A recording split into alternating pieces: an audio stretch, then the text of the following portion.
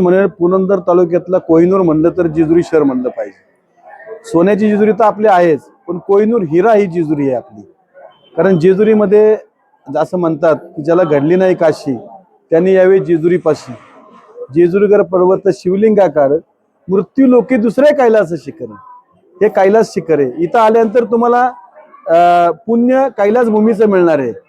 हा, मार्तंड भैरवांनी जो अवतार घेतला आणि त्याची पाया पडण्यासाठी, त्याचा आशीर्वाद घेण्यासाठी उभ्या महाराष्ट्रातून या ठिकाणी काही वर्षापासून, म्हणजे असं म्हणलं जातं की श्रीकृष्ण भगवानाचं देखील एक कुलदैवत होतं, यादव कुलीन। आणि आपण जे आहोत जेजुरीकर, आता आपली नैतिक जबाबदारी आहे की येणाऱ्या भाविकांना या ठिकाणी आपण कशा सुविधा देऊ। नागरिकांनी आपल्यावरती जो विश्वास टाकलेला आहे, जर आपण गिरीश स्थानक महाबळेश्वर नगरपालिका पाहिली तर त्या ठिकाणच्या नगरपालिकेला केंद्र शासनाचे पैसे येतात। आपल्या नगरपालिकेला केंद्र शासनाचे पैसे येत नाही, आपल्या नगरपालिकेला फक्त महाराष्ट्र सरकारचे पैसे येतात। आणि या ठिकाणी जर या जेजुरीचा भविष्य काळामध्ये जर कोण ठोसपणे चांगल्या पद्धतीने विकास करू शकेल तर या राज्याचे अर्थमंत्री, उपमुख्यमंत्री अजितदादा पवार साहेब, म्हणून जनतेने मोठा विश्वास या ठिकाणी टाकला आणि भरघोस मतांनी जेजुरीच्या ज्या भविष्य काळातल्या योजना आहेत, ज्या आम्ही लेखी स्वरूपात आम्ही जेजुरीला दिल्या होत्या की नागरिकांपर्यंत आम्ही पोहोचलो होतो की आपण जेजुरीचं विजन कसं ठेवू। तर जेजुरीचं विजन विजय साहेब 2050 पर्यंत आहे। 2050च्या सुविधा 5 वर्षात करायच्या, 365 गुणिले 5 वर्ष।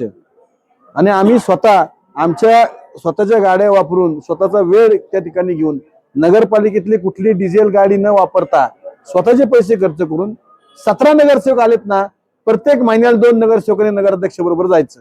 आणि बारामती असून द्या, पुणे असून द्या, मुंबई असून द्या, आपल्या जेजुरीच्या समस्या या सरकार दरबारी अजितदादांकडे पोहोचवायच्या आणि जितकं जास्त म्हणून या जेजुरीकरांसाठी देता येईल तेवढी जबाबदारी ठेवायची। कारण जेजुरी ही शहरीकरणाकडे लवकर झपाट्याने वळणार आहे। आज जेजुरीचं आपलं फ्लोटिंग पॉप्युलेशन धरून जर 50,000 असेल तर भविष्य काळामध्ये रोज जेजुरीला कमीत कमी 1 लाख लोक व्हिजिट करतील असं मला वाटतंय।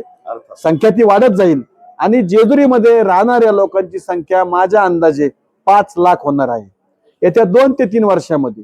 मग आता तुम्हाला येता येते पाणी पर्याप्त आहेत का, तुम्हाला आहेत ते रस्ते पर्याप्त आहेत का, तुमच्याकडे ड्रेनेजच्या गोष्टी पर्याप्त आहेत का, या सगळ्या गोष्टीसाठी आपल्याला विचार करायला लागणार आहे।